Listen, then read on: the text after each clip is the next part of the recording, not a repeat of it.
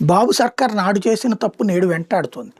వాస్తవంగా భూ సేకరణ అన్నటువంటి ప్రకారం అయితే ఒక ఎకరాకి ఆ రోజునున్న మార్కెట్ వాల్యూ అంటే రిజిస్ట్రేషన్ వాల్యూకి 3 రెట్లు ఇవ్వాలి.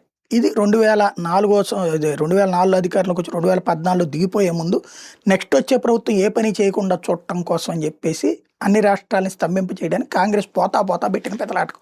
తను ఉన్నప్పుడు చేయలేదు, తను వెళ్ళిపోయే ముందు పెట్టింది. సరే ఆ లెక్క ప్రకారం 3 రెట్లు ఇవ్వాలి. ఆ భూ సేకరణ కాకుండా భూ సమీకరణ అని పేరు పెట్టుకొచ్చారు చంద్రబాబు గారు.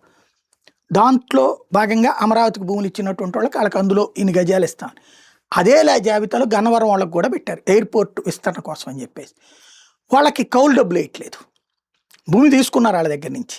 వాళ్ళకి ప్లాట్లు ఇక్కడ ఇస్తామన్నారు అమరావతిలో, అది జరగలేదు. ఇక్కడ ఈ కౌలు డబ్బులు ఇవ్వట్లేదు. కోర్టుకి ఎక్కారు. కోర్టుకి ఎక్కితే కోర్టులో ప్రభుత్వం ఏం వాదించింది, మేము అన్నది నిజమే, సమీకరణ కిందకి ఓకే అన్నది నిజమే, కానీ మేము ఇంకా పనులు చేపట్టలేదు కాబట్టి ఇవ్వట్లేదండి. నువ్వు పనులు చేపట్టకపోయినా సమీకరణ కింద తీసుకున్నాక డబ్బులు ఇవ్వాల్సిందే కదా, కౌలు ఇచ్చి తీరాల్సిందేనని కోర్టు ఆదేశించింది.